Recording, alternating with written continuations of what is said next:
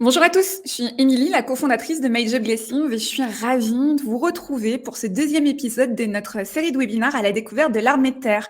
Alors pour m'assurer que vous m'entendez bien et que tout fonctionne, je vais vous inviter à utiliser le chat en bas à droite et me dire un petit bonsoir. Bonsoir Nicolas, bonsoir Marion, Thibaut, Tanguy, Clément, Alix. Ouh là là, vous êtes trop nombreux, je n'arrive pas à vous suivre tous. En tout cas, je vois que ça marche et je suis ravie de vous retrouver pour vous faire découvrir un nouveau métier aujourd'hui, puisque dans quelques instants, le capitaine Mallory va me rejoindre et il va vous parler de son métier de pilote d'hélicoptère de combat Tigre.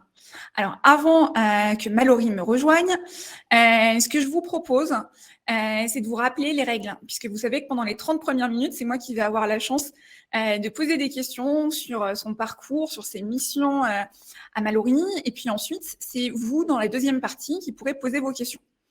Pour ça, rendez-vous sur l'onglet questions, qui est juste à gauche de l'onglet chat, et pour que je puisse présenter au mieux votre question et lui donner un petit peu de contexte, j'aurais besoin que vous me donniez quelques informations. Donc, avant de poser votre question, est-ce que vous pouvez tous, s'il vous plaît, m'indiquer votre prénom, votre âge et les études que vous suivez? Ça pourra m'aider à personnaliser au mieux la question et Mallory pourra y répondre le mieux possible. Voilà. Je crois qu'on s'est tout dit, donc je vais inviter le capitaine Mallory à me rejoindre pour vous en dire plus sur son parcours et vous aider à vous projeter au sein de l'armée de terre. Alors, dans quelques instants, Mallory sera avec moi. Bonjour Mallory, tu vas bien? Bonjour Émilie, bonjour à tous. Merci d'être avec nous, merci de passer un petit peu de temps avec nous pour partager ton métier, ta passion, ton parcours au sein de l'armée de terre. Tu sais Mallory que dans ce webinaire, on a un petit peu l'habitude de commencer avec la carte d'identité de notre invité. Ouais. Donc si tu veux bien, je te propose qu'on se lance dans cette carte d'identité. Oui, bien sûr. Parfait. Donc Mallory, ton grade, Eh bien, je suis capitaine, ton âge, j'ai 32 ans et tu es originaire d'où? et je suis originaire de la Seine-sur-Mer, dans le Var, dans le sud-est. Et tu es dans l'armée de terre depuis? Et je suis dans l'armée de terre depuis 2012, donc un peu plus de 10 ans maintenant. Génial, tu vas pouvoir nous expliquer tout ton parcours depuis ton arrivée dans l'armée de terre. Avec Ce serait plaisir. quoi ton meilleur souvenir dans l'armée de terre? Mon meilleur souvenir de l'armée de terre, bon, s'il fallait en choisir qu'un, je dirais le macaronnage, la cérémonie de remise du brevet de pilote d'hélico, parce que ça arrive à l'issue d'un long parcours exigeant et ça reste un moment exceptionnel puisqu'on se retrouve avec tous ses camarades, on reçoit tous ensemble notre brevet, on a nos familles qui sont présentes. Donc c'est peut-être le plus beau souvenir. Très clair. Et au contraire, c'est ton plus gros challenge auquel tu as dû faire face? Qu'est-ce qui a été un peu compliqué et que Le tu plus as gros challenge, relevé? le plus gros challenge je pense que ça reste la formation en elle-même, notamment à Dax, à la base école du général Navelé, le 6e régiment d'hélicoptères de combat, où tous les pilotes d'hélico, pas que de l'armée de terre d'ailleurs, hein, de la marine, de l'armée de l'air, de la gendarmerie, sont formés. Donc la formation est assez longue. On commence par une phase sol, puis les vols. Chaque vol est noté, on apprend quelque chose, le lendemain on le restitue et on apprend encore autre chose. Donc au début c'est très dense. Pour quelqu'un comme moi qui n'était pas issu d'une famille militaire ni d'un milieu aéro, tout était à apprendre. Donc au début c'est un petit peu compliqué, mais la formation est plutôt bien faite. Donc on s'accroche, il y a des hauts, des bas, donc voilà, ça reste un gros challenge, mais Mais on tu l'as peut y arriver. relevé avec brio. Ouais, voilà, on peut arriver à faire quelque chose. Super. Et justement, tu nous disais que tu n'as pas de famille militaire. Donc, est-ce qu'il y a un livre ou un film qui t'a inspiré pour devenir soldat dans l'armée de terre? Comment ça s'est passé? Un livre, je sais pas. Là, un Ou un film, film, hein? je le dis assez souvent, mais le film un peu cliché, c'est reste Top Gun. Ça reste un film qui suscite pas mal de vocations chez beaucoup de pilotes. Voilà. Le pilote, alors certes, c'est des avions de chasse, Mais Ouais. ça C'est reste, pas la même armée, hein. c'est pas la même armée non plus. C'est vrai que c'est la marine, mais c'est vrai que le rêve un peu d'enfance, c'est passé par ce film. Et c'est en fait après que j'ai découvert les hélicos de combat. Enfin, en me renseignant, je ne savais pas moi au début, notamment que les hélicos faisaient partie de l'armée de terre, alors que près de 70% du parc hélico de la Défense, il est détenu par l'armée de terre, par Ouais, l'aviation c'est ce militaire. que j'ai appris. Il y a 293 hélicoptères hein, dans l'armée de terre et c'est le plus grand volume de postes de pilotes d'hélicoptères. C'est Ouais, tout à fait. Donc maintenant, les jeunes sont beaucoup plus renseignés que nous, hein, ils le savent, hein. Ils le savent très bien, mais c'est vrai que moi, je ne connaissais pas. Et en allant dans les bureaux, en me renseignant, parce que je voulais être militaire, je voulais être officier, pilote, et quand j'ai vu les hélicos de combat, notamment le Tigre, je me suis dit, ça reste quand même une machine exceptionnelle, et pourquoi pas tenter l'aventure. Bon, j'ai commencé par la Gazelle, mais aujourd'hui, je suis sur Tigre. Alors, on va revenir justement sur ton parcours, mais est-ce que tu peux peut-être nous expliquer à quel moment tu as eu justement l'idée de devenir militaire? Et j'imagine que tu es passé par un CIRFA. Comment ça s'est passé? Est-ce que tu avais l'idée d'aller dans l'armée de terre tout de suite? Comment est-ce que tu voulais déjà voler? Qu'est-ce qui t'a amené en fait à pousser la porte de ce CIRFA? Bah, le rêve, c'était piloter, c'est se dire pouvoir voler, ça reste un métier extraordinaire. Après, l'armée, c'était quelque chose qui m'attirait. Moi, comme je disais, je ne suis pas issu de famille militaire, pas du tout. J'ai juste mon père qui a fait son service militaire, qui en garde un très bon souvenir. J'avais juste ces brides-là de souvenirs. Et moi, l'armée, ça m'a toujours attiré. Donc, le port de l'uniforme, pouvoir défendre son pays, incarner toutes les valeurs qui découlent de ça. Être cadre, être officier, c'est ce que je voulais aussi. Donc, j'ai fait mes recherches, un peu comme tout le monde, pour voir un petit peu les filières qui existaient. J'ai été réserviste avant. Je suis rentré comme réserviste alors dans l'armée de l'air. Comme À quel réserviste, âge? j'avais 18 ans.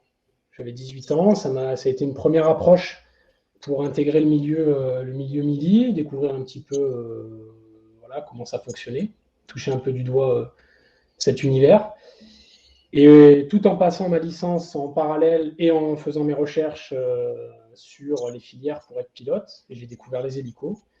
Et je me suis orienté petit à petit vers l'ALAT, et que j'ai rejoint après une licence, même si on peut être pilote d'hélico dans l'ALAT avec le bac, minimum. Alors, peut-être préciser, l'ALAT, c'est l'aviation légère de l'armée de terre. Tout à fait. Et toi, du coup, tu as fait une licence dans quel domaine avant de te lancer? Alors moi, j'ai fait un bac scientifique D'accord. et j'ai préféré valider une licence alors dans le domaine du droit, donc ça n'a rien à voir. Mais c'était plus une sécurité. Il y avait d'autres métiers qui m'attiraient. Bon, j'ai eu un parcours j'ai fait plein de choses. Donc j'ai été pompier volontaire, donc le métier d'officier sapeur-pompier m'intéressait. Il y avait les douanes, il y avait plein de métiers qui sont géniaux, qui m'attiraient. Mes parents font de l'immobilier, donc si ça ne marchait pas, je pouvais me spécialiser éventuellement dans l'immobilier. Donc j'ai préféré valider ce diplôme. D'ailleurs, c'est le conseil que je donne toujours aux jeunes. La filière, elle est ouverte, certes, post-bac, donc on peut rentrer avec le bac. Il y en a dans mon promotion qui sont rentrés qu'avec le bac, ça a très bien fonctionné. Néanmoins, on peut rentrer jusqu'à l'âge de 32 ans maximum. 32 Ah ans, oui. c'est un petit peu vieux, mais 28 ans, ça le fait, mais ça laisse une plage assez grande pour valider un diplôme universitaire dans une filière qu'on aime, pour peut-être avoir une sécurité si ça ne fonctionne pas. Et un diplôme n'est jamais perdu, donc moi j'avais privilégié le droit. À l'heure actuelle, ça ne me sert pas du tout dans mon métier, mais ça reste un acquis et peut-être que plus tard, ça me servira, effectivement. Très clair. Et donc, du coup, tu pousses la porte du CIRFA. Comment ça se passe? Eh bien, oui, comme tout le monde, on va voir le CIRFA. Donc moi, je savais que pour être pilote, il y avait donc dans les trois armées. Alors, il faut savoir, pour être pilote d'hélico, on peut l'être dans les trois armées, ce qu'on ne sait pas forcément. Néanmoins, moi, j'y allais pour être pilote plutôt de chasse. Donc, il y avait la filière EOPN dans l'armée de l'air, il y avait la filière EOPAN dans l'aéronautique navale, la marine. Et en fait, j'ai découvert là les hélicos de combat dans l'armée de terre. Il faut savoir qu'auparavant, les pilotes d'hélico étaient rentrés sous-officiers et maintenant sont tous des officiers. Donc, il y a la filière officier sous contrat pilote, qui est le pendant des EOPAN et EOPN des autres armées. En fait, j'ai découvert ça, j'ai vu les hélicos, je me suis dit que c'est quand même extraordinaire ce qu'on peut faire avec un hélicoptère. Les hélicoptères de nouvelle génération sont sont géniaux. Donc, on va faire un dossier, et puis on va se préparer, pourquoi pas, quoi. Et en fait, ce dossier est parti rapidement, et ça a fonctionné tout de suite.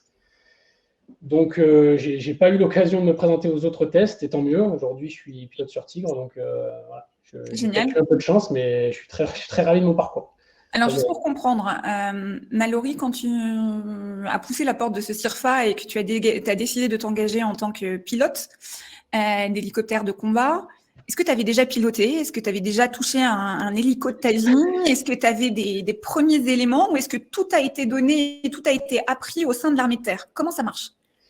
Alors moi, je n'avais jamais volé, pas du tout, rien, pas de planeur, j'ai même pas fait un vol de découverte sur un DR400 ou un petit avion.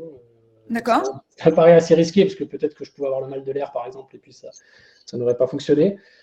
Mais donc c'est possible. En fait, la formation est très bien faite, elle est très progressive. Donc il y a des tests de sélection qui permettent d'élaborer un profil et de savoir si la personne sera à même d'absorber donc ce qu'on disait, cette capacité à apprendre, en fait, une capacité peut-être de travail, à ingurgiter des cours et une remise une restitution en vol de ce qu'on apprend.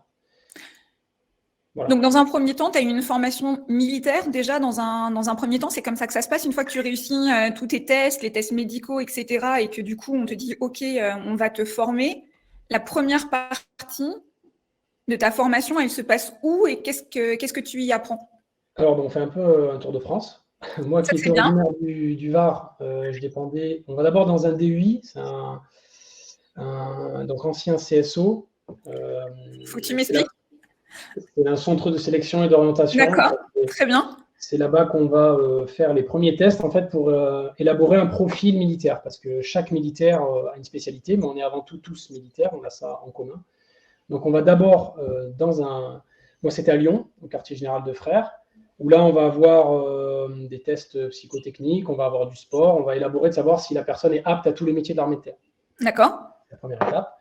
Ensuite, pour quelqu'un qui veut être pilote dans la latte, il va aller à Vincennes, où il va passer les tests spécifiques de pilote. Donc, il va y avoir toujours du psychotechnique, il va y avoir des mathématiques, de l'anglais est très important, il va y avoir des entretiens et un simulateur. Simulateur sur 2 jours, ces tests se passent sur 2 jours. Et c'est à l'issue de ces 2 jours qu'on va élaborer, à savoir si il va être à même de réussir à suivre la formation. Si ça fonctionne, magnifique, on passe aux tests médicaux. Il y en a déjà eu à Lyon, j'en ai pas parlé, il y en a à Lyon, mais là c'est vraiment beaucoup plus poussé pour savoir si on a une aptitude ou une inaptitude à devenir pilote.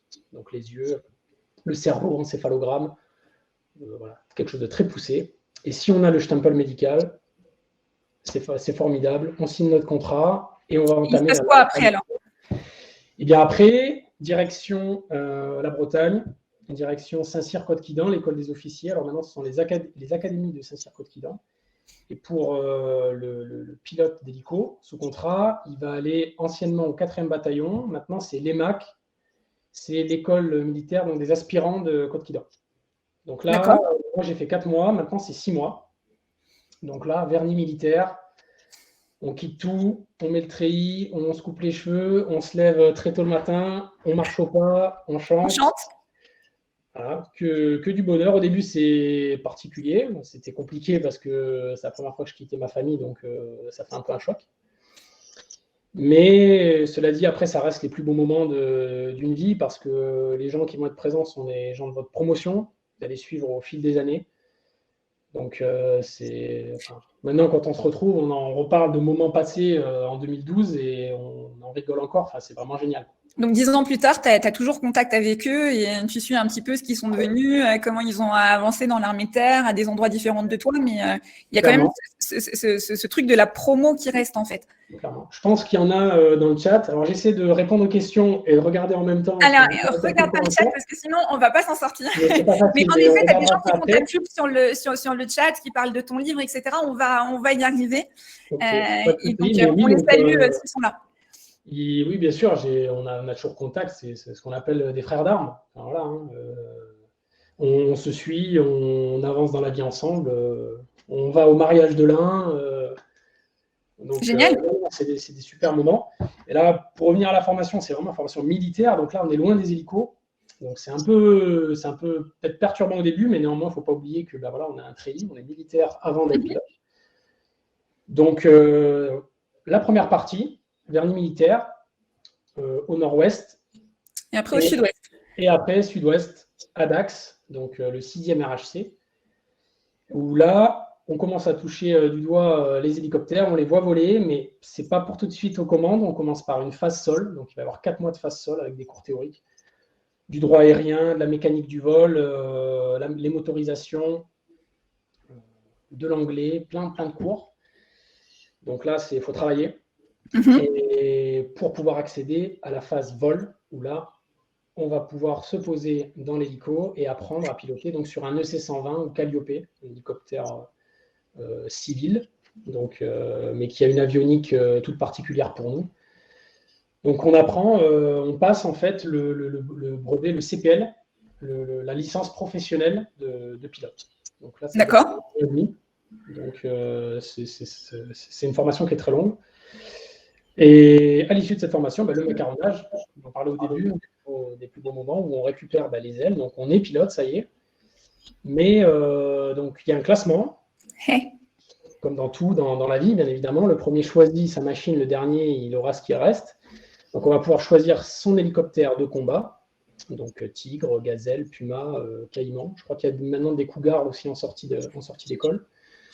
Tu m'expliquais la dernière fois qu'il y avait 2 types d'hélicoptères. Tu peux me réexpliquer ça?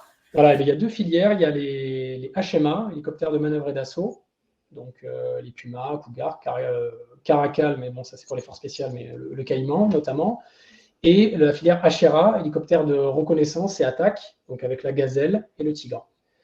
Donc généralement, il y a un numerus clausus, ça dépend, il y a une partie aussi de chance. Moi, sur ma promotion, on avait par exemple 2 Tigres, 6 Gazelles, 6 Pumas et 9 Gazelles. Il n'y avait pas de Caïman, alors que la promo d'après, par exemple, ils avaient eu 4 Tigres, 4 Caïmans. Donc, par rapport au classement, on pourra choisir notre machine. Néanmoins, voilà, il faut plutôt choisir une filière, je pense, avec les missions qui vont avec. Parce que si quelqu'un, par exemple, qui a, je ne sais pas, un Puma et quelqu'un qui rêve d'un Caïman, il vaut mieux quand même qu'il prenne un Puma pour pouvoir évoluer vers l'hélicoptère de nouvelle génération de sa filière. Il peut y avoir une Gazelle peut-être qui passera Caïman, et c'est extrêmement rare. Et en tout cas, moi, en 10 ans d'armée, je ne l'ai pas vu. Donc, je pense que maintenant, c'est quand même verrouillé. Il y a quand même 2 filières spécifiques. Donc, et du coup, tu as choisi sa machine. C'est pas fini. On va dans le sud-est, au Canet des Morts.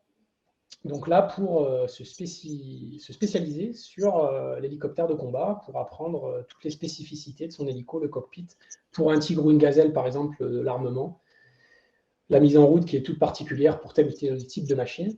Et en parallèle, on fait d'autres stages annexes, comme le C100, qui nous apprend à nous extraire d'une machine lorsqu'on se crache en mer, lorsqu'on s'abîme en mer. Le RESCO, où là, c'est plutôt un crash en territoire hostile, et amené à se cacher, survivre, sortir vivant de la situation. Plein de petits stages comme ça ponctués la phase aéronautique. Donc, vous avez vu, c'est assez long, ça prend entre 1 et 2 ans. Donc, de la signature, finalement, il se passe entre 3 et 4 ans que de formation post-bac, par exemple, pour quelqu'un qui est rentré qu'avec le bac, pour ensuite arriver enfin dans le régiment d'hélicoptères de combat. Mais Mallory, c'est 4 ans, c'est vrai, ça peut paraître long, mais c'est 4 ans pendant lesquels tu es rémunéré, pendant lesquels on te donne une formation qui est gratuite et on te permet de passer d'une personne qui avait jamais touché un hélicoptère à quelqu'un qui est capable de partir en opération extérieure avec un hélicoptère armé pour pouvoir intervenir. Donc, c'est normal aussi et c'est nécessaire, j'ai envie de dire, pour pouvoir te faire monter en compétences et te donner tous les éléments pour réussir ta mission. Ah ben, complètement, je suis complètement d'accord avec ça. Notamment, de plus, arrivé en régiment, on ne part pas tout de suite. Le jeune pilote qui vient d'arriver formé sur sa machine, pilote Gazelle qui arrive au premier HC à Phalsbourg, il ne va pas partir tout de suite en opération. parce que certes, il est pilote, maintenant, il n'a pas beaucoup d'expérience sur son vecteur, donc il va se familiariser avec les procédures en régiment, ses chefs de bord, la manière de travailler ensemble. Et généralement, bon, maintenant, les départs se réduisent, mais moi, par exemple, je suis arrivé en 2014, je suis parti en 2016. Voilà. Deux ans, je pense que c'est le délai moyen, à peu ou prou, hein, pour un départ en OPEX. Alors justement, est-ce qu'on peut parler de quel est ton quotidien quand tu n'es pas en OPEX, donc quand tu es dans ton régiment, et après, quel est ton quotidien quand tu es en OPEX? Alors, le quotidien en régiment, c'est difficile de donner une routine, une journée type, parce que sincèrement, il n'y en a pas. Il n'y en a pas? Ce que je peux dire, c'est qu'on ne vole pas tous les jours. Ça, mais je pense que maintenant les jeunes le savent, et ça, c'est dans toutes les armées. Quelqu'un qui veut être pilote pour piloter tous les jours, c'est pas ce qu'on fait nous en tant qu'aéro combattants. Voilà. Certes, alors il y a des fois où on va voler beaucoup, parfois un simple vol, parfois le lendemain ça va être un simulateur, parfois vous n'avez pas de vol du tout, vous allez toujours se remettre en question, travailler sa théorie, son maths, ses procédures. Vous avez du sport, parce qu'on reste militaire, donc il faut se maintenir en condition physique. Vous avez souvent un magasin à gérer, donc nos systèmes de vision nocturne, on a de l'armement également, donc il faut suivre ce matériel, le mettre en réparation quand c'est nécessaire. Vous avez des manips, parfois en vue d'une préparation, par moi je suis projeté bientôt. On a une MCF, une mise en condition finale, donc c'est-à-dire que pendant des semaines, des mois avant de partir, vous allez avoir des exercices où on va partir pendant une semaine chez un régiment frère, alors soit de la LAT, mais ça peut être de l'interarme avec de l'artillerie de montagne ou des GCP pour aller travailler dans un autre régiment à leur profit, développer nos procédures. Donc pendant une semaine, vous êtes sur le terrain avec votre hélico, vos mécanos. Il y a vraiment une panoplie. Vous avez de la formation aussi. Parfois, vous êtes en stage. Par exemple, moi, demain, dans un an, si je passe chef de bord, j'aurai 4 mois de formation. Je vais devoir revenir au Canet des Morts. Donc, pendant cette année-là, certes, j'aurai moins de préparation en vue d'une OPEX. J'aurai sans doute peut-être pas d'OPEX. C'est un métier, il n'y a pas de routine. Mais c'est super. Voilà. Il y a beaucoup d'auto-formation. Il faut être très autonome. Voilà. On reste officier, donc on se prend en main. Il ne faut pas attendre que ça tombe du ciel pour aller travailler son anglais ou ses procédures ou se remettre dans un cours, par exemple. Voilà. On a une cellule instruction dans une escadrille qui est proactive, mais c'est tout un chacun de se prendre en main et de s'améliorer. Voilà, toujours. De toute façon, l'humilité, c'est la qualité à avoir. En tant que soldat, même. Et en tant que militaire, en général. Ouais. Et si on part maintenant en OPEX? OPEX, ouais. Alors, est-ce que tu peux nous parler peut-être de ta première expérience? Alors, l'OPEX, alors l'opération extérieure, le quotidien en opération extérieure, je vais prendre le plus concret. Moi, j'étais sur l'opération Barkhane l'année dernière, j'y retourne. En tant que pilote, on est en alerte 24 heures sur 24.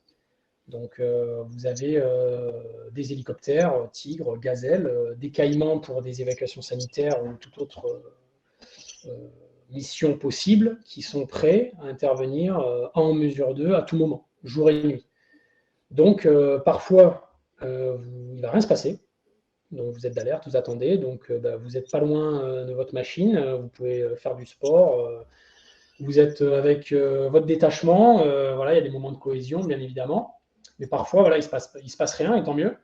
Parfois, vous êtes déclenché pour un appui, une mission à un endroit au Mali où des troupes au sol sont prises à partie. Vous allez partir avec une patrouille de Tigre ou Gazelle, une patrouille mixte, pour aller les appuyer et les sortir du pétrin. Peut-être faire une évacuation sanitaire pour un hélicoptère de manœuvre. Parfois, vous avez des missions qui sont prévues. Donc, vous avez un centre opérationnel qui a un regard là-dessus. Donc, parfois, vous avez des missions préparées, prévues, et puis parfois, c'est dans l'urgence. Donc, c'est assez en dents de scie, c'est pareil. Après, ça dure le temps du mandat. On est préparé et entraîné, comme on en a parlé, pour mettre en application tous nos savoir-faire à ce moment-là.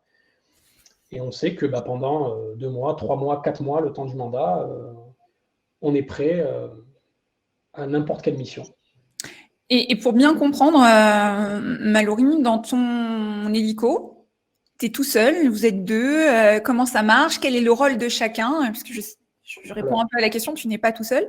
Est-ce que tu peux nous expliquer un petit peu comment ça fonctionne et le rôle de chacun et puis par quoi tu commences généralement et est-ce qu'il y a une progression?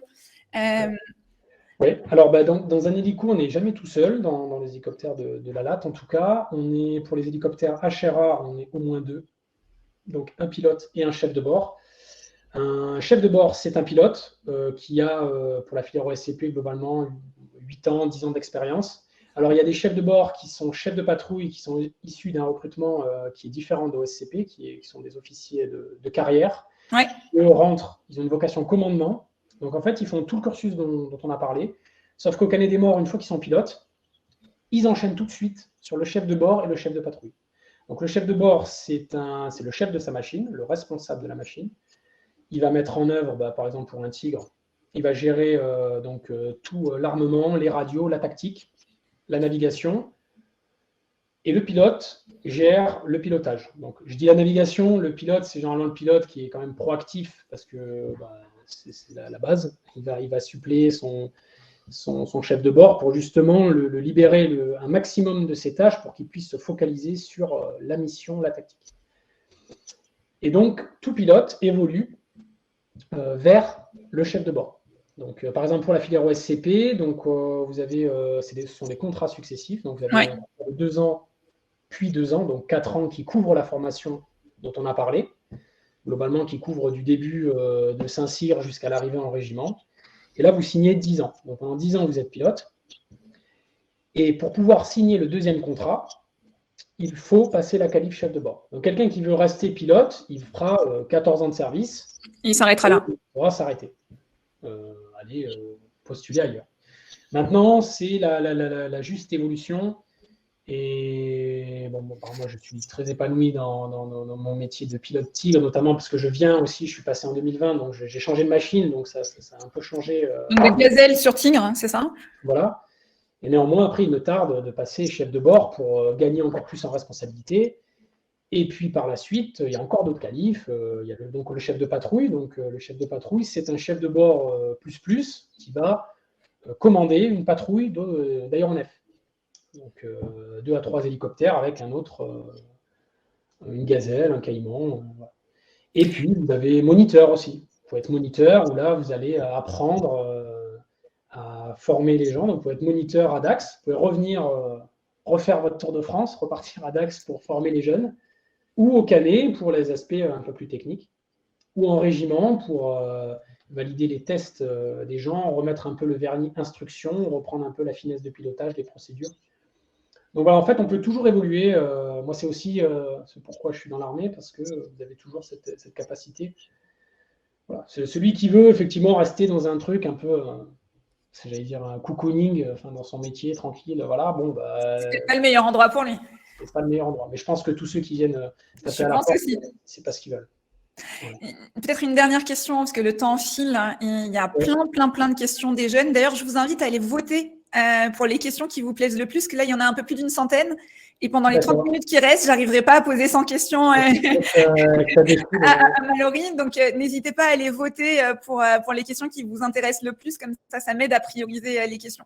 Du coup, ma dernière question, Mallory, avant de redonner la parole aux jeunes et de prendre leurs questions, est-ce que tu peux nous projeter un peu et nous amener avec toi sur une de tes dernières missions et nous expliquer un petit peu ce qui se passe, que tu as à faire, alors en gardant la confidentialité peut-être de où c'était, à quel moment, quels étaient les risques, etc. Mais nous immerger avec toi dans une de tes missions. Par exemple, dans un de tes vols. Par exemple, durant l'opération Barkhane l'année dernière, donc, nous étions postés au Mali, où il y avait une patrouille de Tigres qui était sur une base avancée à l'est du Mali, qui est intervenue sur alerte pour appuyer des troupes au sol qui étaient prises à partie lorsqu'ils ont fait la reconnaissance d'un petit bosquet, un bosquet malien. Ils ont été pris à partie, il y a eu un blessé français, il y a eu un mort malien. Donc les Tigres sont intervenus en appuyant par le feu les copains au sol. Et moi, j'étais avec mon chef de bord en alerte à Gao. Donc un peu moins, j'allais dire, loin de l'action principale, et pour autant, on a été déclenché pour aller renforcer le dispositif à l'est. Les tigres arrivaient en fin de playtime, donc leur temps d'action sur zone par rapport au kérosène. Donc on a juste eu le temps d'arriver, de faire les passations de SITAC, de situation tactique, le temps que eux rentrent, et il s'avérait qu'il restait en fait des ennemis dans ce bosquet. Et donc finalement on est parti de Gao sans trop savoir ce qui allait se passer, et on s'est retrouvé finalement à appuyer nous aussi par le feu et à détruire un ennemi dans ce bois. Donc c'est voilà, comme je disais, vous avez des alertes. Parfois, vous êtes même loin de l'action principale en se disant bah tiens, on est prêt ici au cœur du Mali, et pour autant, bah, vous pouvez être amené à partir à tel ou tel coin, au nord, à l'ouest, à l'est, pour pouvoir bah, là, délivrer l'armement, délivrer le feu, mais qui font partie des missions principales de la filière Achera. Et vous avez aussi des caïmans qui étaient présents, bien évidemment, pour évacuer. On a fait l'appui aussi pour pouvoir que le caïman pose en sécurité et récupère le blessé français. Super, merci de nous avoir permis de vivre un peu ce moment-là et de s'imaginer à tes côtés. Alors, le moment tant attendu de prendre les différentes questions des jeunes. Donc, je trie en fonction du nombre de votes. Et le premier, c'est Nicolas. Donc, son message, c'est « Mon capitaine, je m'appelle Nicolas, j'ai 18 ans et je suis en lycée militaire à La Réunion avec un cursus de S-OFF. » Sous-off, j'imagine. J'aimerais me lancer dans le cursus pilote et j'aimerais avoir, si possible, quelques détails sur les étapes de sélection entre le moment en CIRFA et l'entrée à Saint-Cyr. Je pense que tu as pas mal expliqué, tout à l'heure. Ce que je peux dire, c'est qu'il y a aussi un recrutement interne, et j'ai vu passer très récemment de la DRHAT, donc la Direction de ressources humaines de l'armée de terre, que le recrutement est ouvert en interne. Donc, je n'ai pas tous les tenants et les aboutissants. Si je comprends bien, il est sous-officier, donc peut-être que quelqu'un pourra le renseigner dans le chat. Oui, c'est ce que j'allais dire. On avait avec grand plaisir qu'il m'envoie un mail sur Intradef, et je le retrouverai la note. Mais il peut tout à fait prétendre à devenir pilote au sein même de l'armée. Après, les tests, c'est vrai que j'en ai parlé un petit peu. J'ai pu faire ce livre, Devenez pilote d'hélicoptère de combat, pour justement concaténer le maximum d'informations et ce que le candidat puisse avoir les idées claires et savoir à quoi s'attendre. Mais voilà, des mathématiques, de l'anglais, tests psychotechniques, une lettre de motivation à préparer, entretien psychologue, entretien avec un officier supérieur, et le simulateur, qui est la partie la plus importante. Et néanmoins, on ne peut pas s'y préparer. Donc, c'est compliqué. Nicolas nous précise qu'il n'est pas encore sous-off, il est caporal et il ne veut pas être sous-officier, mais officier. Alors, c'est moi qui n'ai pas compris. Toutes mes excuses, Nicolas, si j'ai mal lu quelque chose. Mais c'est ouvert aux EVAT. Hein. C'est ouvert aux EVAT, donc les engagés volontaires de l'armée de terre. C'est un autre acronyme. Mais c'est possible. Il peut être officier. Il peut aussi prétendre à être officier via l'EMIA, École militaire interarmes, qui lui fera, parce que c'est ouvert maintenant aux EVAT, on en a un exemple à l'escadrille, et il pourra devenir officier de carrière, et donc lui, peut-être faire ce cursus, être tout de suite chef de bord, chef de patrouille. Donc il faut voir ce qui l'intéresse le plus. Est-ce que ça va être plutôt piloté sur le long terme en tant que technicien, entre guillemets, ou peut-être une voie commandement, parce qu'il a marqué clairement qu'il voulait être officier. Donc les deux, on est tous officiers, OSCP ou de carrière. À voir. Il faut qu'il se renseigne, EMIA, et après on ne pourra pas parler des tests. Il pourra retrouver, je pense, beaucoup d'informations, notamment dans le livre, et puis peut-être par la suite en chattant via la page Facebook. On a deux questions qui sont les mêmes, celle de Chloé, 22 ans, qui est étudiante en biologie, et celle de Clément, qui est en M2 sûreté. Pourquoi tu as choisi de devenir pilote dans l'armée de terre plutôt que dans l'armée de l'air, dans la marine? Ça, c'est une question qui revient beaucoup. D'accord. Clément en M2 sûreté. Ok. Pourquoi l'armée de terre? c'est ça, plutôt que les autres armes. Donc, pourquoi pilote d'hélicoptère dans l'armée de terre plutôt que dans les autres armées, puisque on peut être pilote d'hélicoptère dans les 3 armées, comme tu le disais tout à l'heure. Moi, c'était vraiment la filière combat, quoi. Pilote de chasse, mais pilote d'hélico de combat. Et en fait, quand j'ai vu les hélicos et de combat, la Gazelle, le Tigre, c'est vraiment cette filière-là, je me suis dit, c'est quand même extraordinaire, quoi. Et qui plus est, enfin, je souhaite à tous de les voir en vrai, notamment lors de portes ouvertes, par exemple. C'est quelque chose. C'est quelque chose. J'étais ravi d'être Gazelle, qui est un super hélicoptère. Chaque hélico a ses avantages et ses inconvénients. Il y a une meilleure visibilité sur la Gazelle. Voilà, vous avez un armement qui est différent. Néanmoins, vous êtes peut-être plus à même de délivrer le feu avec un Tigre et vous êtes peut-être plus en sécurité avec le Tigre. Donc c'est un peu moi j'espère qu'on m'en voudra pas de voir de dépeindre cette image, mais pour moi la Gazelle c'est le karting et le karting c'est quelque chose d'extraordinaire, hein, c'est génial. Pour être pilote de F1, il faut être pilote de karting. D'abord, ouais. Mes collègues gazellons, j'espère qu'ils m'en voudront pas. Au contraire, j'étais ravi moi d'être Gazelle, mais là le Tigre c'est la Formule 1. Allez voir un Tigre de près et on pourra en reparler. On va suivre ton conseil. On a Rémi qui a 23 ans et qui a... Il y a les commentaires qui... Ok. Du coup, si je reprends les questions, on a Rémi qui a 23 ans et qui est instructeur Simurafale, qui demande 1. Comment se déroule le test simulateur à Vincennes? 2. Comment se déroule la formation à Dax en termes de durée de formation et de modules associés? Et dans quel OPEX, si tu as le droit de le dire, je ne sais pas, dans quel OPEX la LAT est-elle déployée aujourd'hui? Je ne sais pas si c'est une information que tu as le droit de donner ou pas. La LAT, elle est essentiellement sur l'opération Barkhane. Après, il y a des détachements type Djibouti ou Côte d'Ivoire où les forces en présence et elles s'entraînent là-bas et elle a des vocations de formation aussi. Et tu peux me rappeler la première question? Comment se déroule le test simulateur à Vincennes? Le test simulateur, vous êtes dans un cockpit de Gazelle. Donc, vous avez un écran face à vous, vous avez les commandes, vous avez un cyclique dans la main droite, un pas général dans la main gauche et le palonnier. Donc, chaque commande va jouer sur l'écran. Vous allez avoir des éléments qui vont être perturbés en fait en permanence. Vous allez avoir une barre qui va monter, descendre. Donc, vous allez la gérer avec votre pas général. Il faut la ramener au milieu. Vous avez un palonnier gauche-droite. Il faudra ramener au milieu. Et une barre en 3D qui se déplace, qu'il faudra bouger avec le cyclique.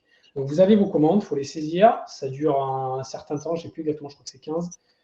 Il y a plusieurs sessions. Et vous devez mordre dans le chiffon et ramener tous les éléments au milieu. Donc ça, c'est la première étape.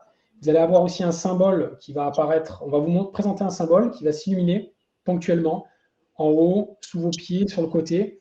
Donc ça va être pour tester votre dissociation d'attention, faire plusieurs choses en même temps ou le plus vite possible. Donc vous allez devoir mémoriser le nombre de fois que vous avez vu cette loupiote s'allumer. Et ça, c'est le premier jour. Si vous avez la chance d'aller au deuxième jour, le deuxième jour, on monte d'un step, vous allez avoir un casque avec un bruit de rotor permanent, qui va peut-être un peu vous gêner. Et vous allez avoir ponctuellement un bruit grave ou aigu. Je ne l'ai plus en tête. Si c'est grave, il faudra appuyer sur un bouton sur le cyclique et aigu sur le pas général.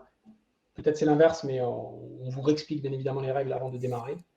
Et vous allez avoir une série de 3 chiffres plus un nombre, en plus des lumières qui vont s'allumer, qui va apparaître progressivement. Donc, il faut piloter, il faut appuyer sur les bons boutons au bon moment, restituer le nombre de fois où vous avez vu la lumière et le nombre, la série de chiffres plus nombre que vous avez vu. Voilà. Oui. On va marquer simu 3 fois 4 minutes avec perturbation toutes les 2 secondes pour ceux que ça intéresse, Alexis. Donc, ça doit être un retour d'expérience assez frais. Donc, c'est bien. Le but, c'est de faire une progression. Donc, c'est pour ça, j'ai vu passer la question, j'ai regardé quand même, mais j'ai vu passer la question par rapport à un logiciel qui existe sur Internet. Beaucoup posent cette question pour se préparer. La crainte, c'est d'utiliser ce logiciel. Vous allez peut-être être, si vous l'utilisez trop, vous allez peut-être être bon tout de suite. Vous n'allez pas avoir une marge de progression. Ne sera pas bonne. Donc, l'officier qui va être en backseat sur les résultats, ça ne va pas marcher au niveau de la courbe. Donc, peut-être le faire une fois pour voir à quoi ça correspond. Mais je conseillerais d'arrêter là. Voilà. Mais par contre, il faut y aller. Voilà. Ça dure un certain temps. Il faut y aller à fond et il faut y croire. Et ça marche. On peut y arriver. La preuve. Romain, qui a 22 ans, qui est étudiant à l'université de Montpellier 3 en M1 en histoire, il demande quelle est la fréquence de déploiement opérationnel. Est-ce que c'est 1 à 2 fois par an? Est-ce que c'est 1 fois tous les 2 ans? Et est-ce qu'il y a des appareils, et donc par conséquent leurs pilotes, qui partent plus souvent que d'autres? Alors, une fois qu'on arrive en régiment, comme je disais, je pense que vous partez au bout de 2 ans pour la première fois. Et ensuite, peut-être pour un pilote, je dirais, ce sont des moyennes. Hein.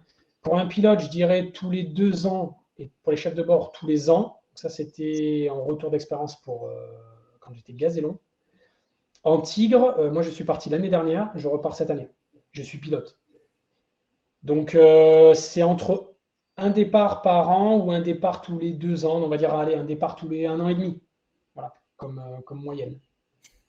Merci. Et je précise que Romain est étudiant en M1 d'histoire militaire. Excuse-moi, Romain. Merci d'avoir précisé.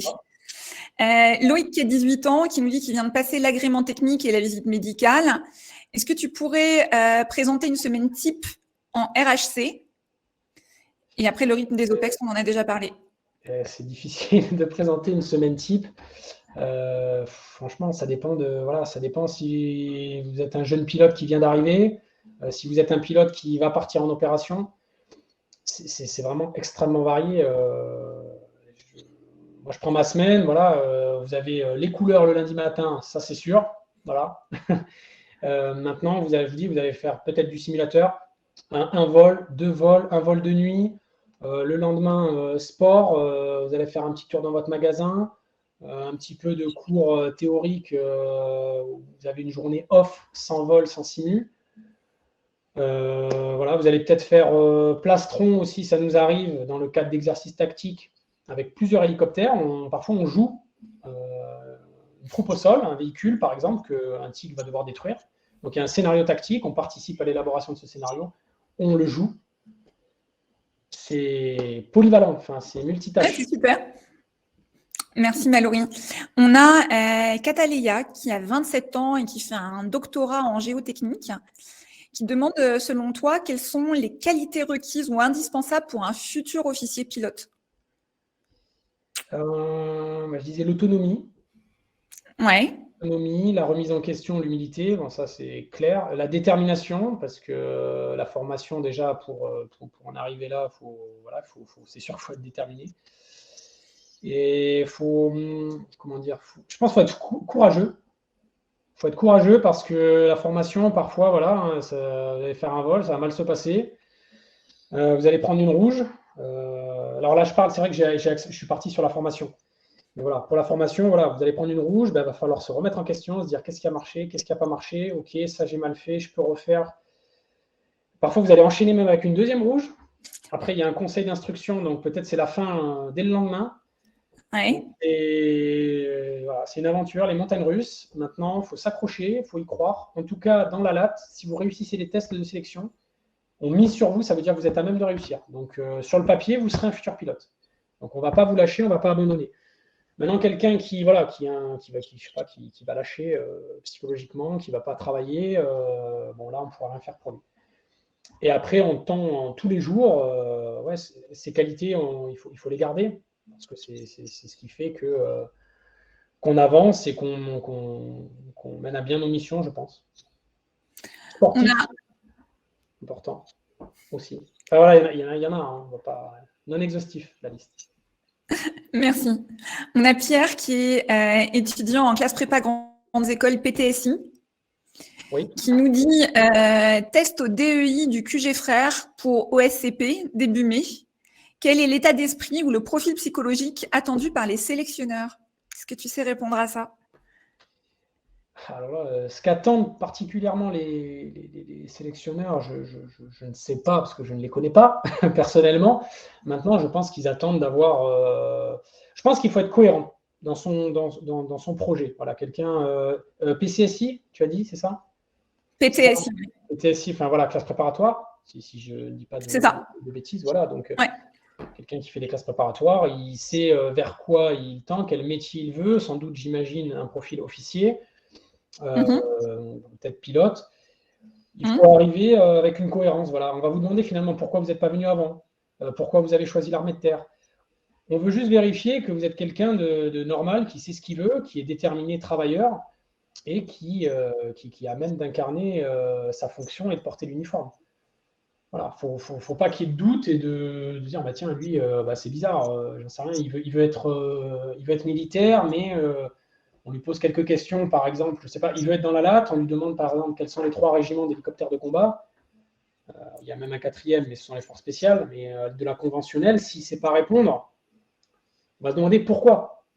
Voilà, quelqu'un qui se dit passionné, pourquoi est-ce qu'il ne s'est pas intéressé un minimum à notre arme, aux hélicoptères? Quelqu'un qui ne sait pas que, je ne sais pas, qu'il y a des gazelles dans l'armée de terre, bon, il y a peut-être un problème dans le Un cursus. positionnement. Voilà. Donc, faut pas douter, faut préparer son truc, être déterminé, voilà, se renseigner, peut-être voilà, venir, tous ceux qui sont là, je pense qu'ils sont déjà dans le vrai. Et voilà, il faut y croire. Et ça marche. Coralie, elle a 20 ans. Elle vient de terminer une classe prépa en lycée militaire. Elle va bientôt passer l'agrément SECMA. Elle demande si tu as des conseils pour approfondir les connaissances aéronautiques. Et puis, elle nous reparle de ce fameux simulateur. Ouais, simulateur, mais il ne faut pas douter, ça va marcher. Il n'y a pas de souci. Mais les connaissances aéro, c'est voilà, c'est de la culture G spécifique aéro. Moi, c'est vrai que j'ai pas été très bon, notamment sur l'identification, par exemple, de matériel, enfin de missiles, de choses un peu spécifiques. La culture, elle se fait petit à petit. Alors, c'est vrai que il faut, je pense, peut-être voilà, se renseigner sur des forums, peut-être lire un petit peu de magazines un petit peu orientés militaires, aller à la rencontre de pilotes, aller sur des journées portes ouvertes. Moi, ce que je conseille aussi sont les préparations militaires terre qui durent une semaine. Moi, j'en ai encadré une en tant que chef de section. Je pense que tous les jeunes que j'ai eus, ils en gardent un très bon souvenir. Ils ont été en immersion. Alors, le mieux pour quelqu'un qui va être pilote, la faire dans un RHC. Le BIA, Alix me l'enlève de la bouche. Le BIA, c'est très bien. Ça donne un petit vernis aéro. Alors, c'est quoi le BIA pour quelqu'un C'est le comme moi qui brevet sait? d'initiation aéronautique. Donc, général, on peut le passer au lycée. Il y en a il y a des lycées qui ont des partenariats déjà avec des aéroclubs et par exemple ici à Falsbourg, c'est le cas avec le régiment où on peut le passer. Donc, ça, c'est vraiment bien parce que vous arrivez avec un petit vernis, voilà, des instruments avioniques. Moi, vraiment, par exemple, j'avais pas ça. J'ai tout découvert, j'ai tout appris. Donc, au début, c'est une piqûre assez importante. C'est vrai que quelqu'un qui arrive avec ça, c'est pas mal. Déjà, ça prouve aussi que le gars ou la fille est passionné et a eu la possibilité de le faire. Alors après, des fois, on n'a peut-être pas la possibilité de le faire. On fait un peu comme on peut. Alors, Coralie demande si tu as un livre en particulier à conseiller. Le mien, À part celui que celui que tu j'avais as réalisé, écrit, nous dit-elle. un autre magazine. Il y a des raids d'aviation, il y a des airfans, il y a des. Ça développe un peu une culture un petit peu aéro avec l'identification de matos. Il y a pilote de combat, voilà, pilote de combat. Effectivement, moi, le livre que j'ai fait chez l'éditeur C'est pas du S, sont des livres à vocation pédagogique, très orientés aéronautique. Donc, il y a beaucoup de livres là-dessus. Il y a un livre de mécanique du vol où je pilote l'hélico, je crois que ça s'appelle. Ça, c'est vraiment pas mal parce qu'on y découvre des notions. Il y a dans les griffes du tigre, du colonel Herblanc, bien sûr. Vous trouverez, franchement, maintenant avec Internet, vous trouvez. Il faut peut-être aller aussi sur la page Devenez pilote d'hélicoptère de combat. Il y a le groupe, il y a une communauté et vous avez plein, parce qu'on parle du pilote, mais vous avez évidemment toutes les autres spécialités, contrôleurs aériens, ISPN, les préparateurs mission maintenant, les mécaniciens, tout ce qui gravite autour, hein, le SEO, il y a plein de spécialités. Et il y a ces gens qui intègrent ce groupe et qui sont ravis de répondre et qui pourront peut-être conseiller aussi des livres qui les ont aidés, peut-être pour le vernis militaire également. Et on a aussi tous les jeunes qui nous écoutent et qui envoient plein de ressources à Coralie. Vous êtes hyper actifs sur le Mais chat. ouais, Donc, c'est merci à génial. tous de vous entraider et de donner des éléments, c'est super. On a une question d'Alexis qui a 23 ans, qui est mécanicien automobile. Oui. Il nous dit bonsoir, j'ai réussi mes tests ALAT à Vincennes en décembre, mais certaines questions restent floues dans la tête. Comment se déroule une journée type d'un pilote en formation à Saint-Cyr, à Dax et en régiment? On a un peu répondu, mais... Alors déjà, félicitations, il a réussi. Il pourra peut-être conseiller certains. Donc c'est bien ce c'est cercle ce qu'il fait, je vertueux. crois, Alexis, en parallèle. Il faut le pérenniser. Alors, une journée type à Saint-Cyr. Saint-Cyr, ça va être réveillé très tôt. Je crois que c'est 5h30. Voilà, petit déjeuner, sport, cours. Il va y avoir du terrain, de la tactique, parce que vous allez accéder à la fonction de chef de groupe, chef de section. Donc là, c'est du combat TTA, Proter, tout type d'armes.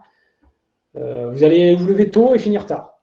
Voilà. Les premiers temps, vos week-ends, ils sont verrouillés. Voilà, c'est une formation militaire, c'est un vernis.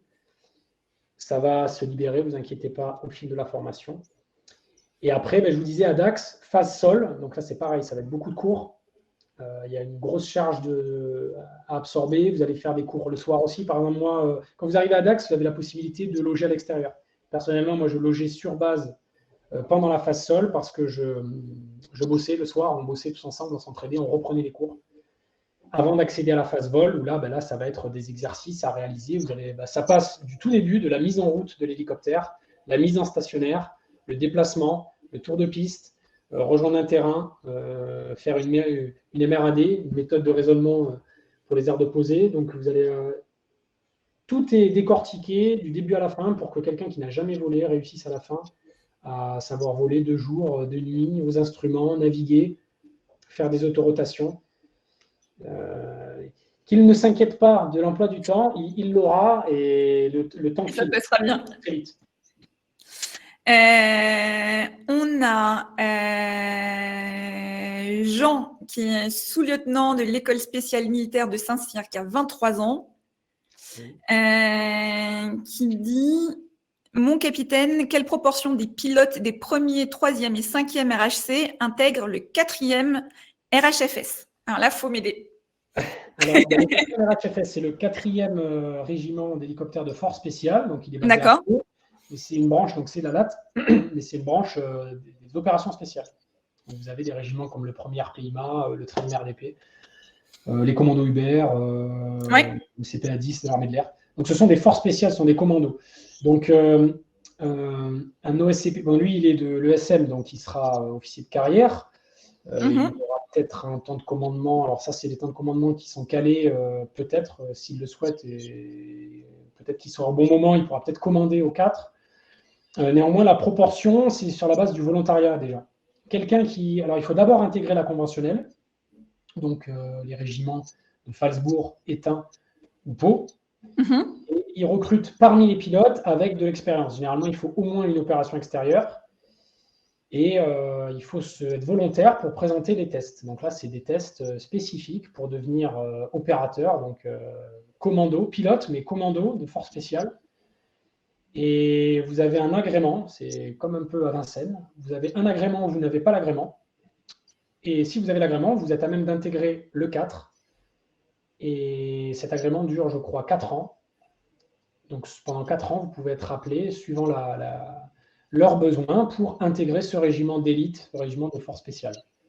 Et voilà. Moi, demain, si je le souhaite, je peux demander à présenter les tests. J'aurai ou pas cet agrément et je pourrai intégrer potentiellement le 4e RHFS. C'est une branche spécifique. Effectivement, comme on parlait d'évoluer et sans arrêt, de changer, on peut rejoindre le 4. En revanche, c'est différent. Là, vous êtes un commando, donc les missions, les mandats ne sont pas les mêmes. Les missions ne sont pas des missions de la force conventionnelle. Il y a un certain degré de confidentialité supérieur. Vous ne verrez pas, par exemple, un commando du 4 faire ce genre de webinar, en tout cas à visage découvert, par exemple. Néanmoins, ça reste un pilote de la LAT, avant tout. On a une question de Léopold qui a 17 ans, qui est élève en terminale STI2D au lycée militaire d'Autun, qui dit Mon capitaine, la carrière d'un OSCP ne dure que 20 ans maximum. Comment se passe la reconversion dans le civil et quelles sont les possibilités pour un pilote? Il est bien renseigné, c'est bien. Alors, pour quelqu'un qui veut effectivement continuer dans l'aéronautique, par exemple un OSC, donc un OSCP, qui fait effectivement 2 contrats de 10 ans, donc il fait plus les 2, on a parlé des 2 plus 2, ouais. Donc il fait 24 ans de service.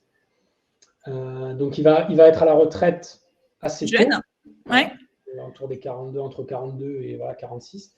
Donc on est jeune à cet âge-là, donc effectivement on peut continuer à travailler. Le recrutement, que ce soit au SAMU, douane, sécurité civile, généralement, c'est cette clientèle-là qui les intéresse, parce que vous avez 20 ans d'expérience, vous avez entre 2000 et 4000 heures de vol. Donc, c'est ce personnel-là qui les intéresse. Donc, il n'y a généralement pas de souci particulier à intégrer ce milieu. Alors après, là, il faut avoir par contre des diplômes civils. On a parlé du CPL, le Commercial Pilot License. Vous avez l'ATPL, donc c'est la version au-dessus. Vous avez l'IR, donc ce sont les formations, l'instrument rating, c'est le vol aux instruments. Donc ça, c'est les qualifs, par exemple, qu'on n'a pas tous, suivant l'hélicoptère qu'on a choisi. Après, quand vous approchez de la reconversion, vous êtes à même de demander cette qualif, de la passer, elle peut être financée, et vous arrivez avec le package complet qui va bien pour intégrer ce milieu-là. Donc vous postulez et ben, vous pouvez rejoindre. Là, je parlais récemment avec un ancien moniteur, bon, lui il était dans l'armée de l'air, mais un ancien moniteur ADAX qui a rejoint la sécurité civile, par exemple, à l'issue de sa carrière. Donc vous avez des gars de l'armée de l'air, de la marine, de la gendarmerie, de la LAT, qui sont à 90% les pilotes SAMU partout en France. Ce sera sans doute la dernière question parce que le temps passe vite et du coup, je m'en excuse. Benoît, qui a 23 ans et qui est étudiant à l'ISA et ENSMA, qui demande quel était ton classement au moment de la sélection. Oula, ça bouge trop.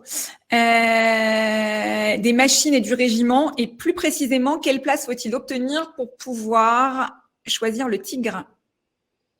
Mais comme je disais, il y a une partie de chance. Bon, la chance se provoque. Si vous êtes premier, il n'y aura aucun problème. Moi, j'étais au milieu de classement. Et nous, on avait seulement 2 tigres et 6 pumas, 9 gazelles. Donc, peut-être que s'il y avait eu un tigre supplémentaire, j'aurais peut-être pu avoir le tigre tout de suite. Mais le tigre est parti, je crois, en deuxième. Les 2 tigres sont partis dans les 3 premiers. Donc, je n'ai pas pu le choisir. Donc, j'ai pris gazelle, la filière HRA, sachant que le tigre allait arriver à Phalsbourg plusieurs années après. Je me suis dit peut-être qu'il y a possibilité. Et aujourd'hui, ça a marché. Donc, faut tout donner de toute façon pour n'avoir rien à regretter et pouvoir choisir. Mais il y a toujours cette possibilité d'évolution, quoi qu'il arrive. Merci mille fois, capitaine Mallory, pour tous les éléments que tu as apportés à nos jeunes. Si je devais faire un résumé, est-ce que tu es d'accord avec moi quand je dis que déjà, il y a des hélicoptères de combat dans l'armée de terre. Il y a la possibilité d'être formé, même si on n'a jamais touché un hélicoptère de sa vie et qu'on n'a jamais volé. C'est un milieu dans lequel on va sans cesse apprendre, sans cesse grandir, avoir des nouvelles opportunités. Il y a énormément d'opportunités au sein de l'armée de terre pour devenir pilote d'hélicoptère de combat. C'est même, d'après ce que j'ai compris, l'endroit où il y en a le plus. Oui. Il y a plein d'autres métiers, tu en as parlé rapidement à un autre moment. Au-delà d'être pilote, tu as parlé des contrôleurs aériens, tu as parlé d'autres personnes qui font partie de la LAT. Et du coup, on a vu plein de jeunes qui étaient hyper intéressés, qui se posaient beaucoup de questions par rapport aux tests, par rapport à la formation et comment ça se passait. Et donc, le mieux, c'est toujours d'aller en parler. Donc, la bonne nouvelle, c'est qu'il y a plein d'ambassadeurs de l'armée de terre qui sont présents sur Exact. Major Blessings. Donc, je vais vous inviter à l'issue de ce webinaire à aller continuer les échanges avec eux. Et vous savez que vous pouvez aussi aller pousser la porte d'un CIRFA ou aller sur s'engager.fr pour avoir de l'information.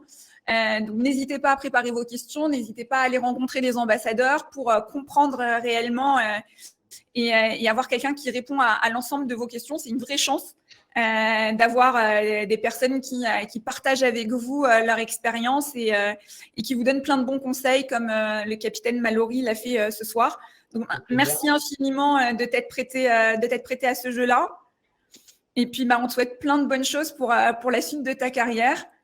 Et moi, je dis aux jeunes, rendez-vous bientôt parce qu'il y aura d'autres épisodes à la découverte de l'armée de terre avec de nouveaux métiers à découvrir pour en savoir toujours plus sur l'armée de terre. Merci infiniment. Merci à toi et merci à tous. Je vois, c'est difficile effectivement de lire. Voilà, j'espère que j'ai renseigné un maximum de personnes. Ça a été super. Je pousse l'expérience avec les autres ambassadeurs. Et puis, s'ils ont des questions, qu'ils n'hésitent pas avec Facebook. Je réponds toujours, alors avec plus ou moins de temps. Et mes camarades font de même. Donc, voilà. Et au plaisir de les rencontrer, peut-être avec le même uniforme d'ici quelques années. Ouais, prochainement dans ton régiment. Qui sait? Pourquoi pas? Et en tout cas, on vous souhaite plein de réussite à tous et de bons échanges avec les autres ambassadeurs si vous continuez les échanges. À très vite. Merci à tous. Au revoir. Au revoir tout le monde.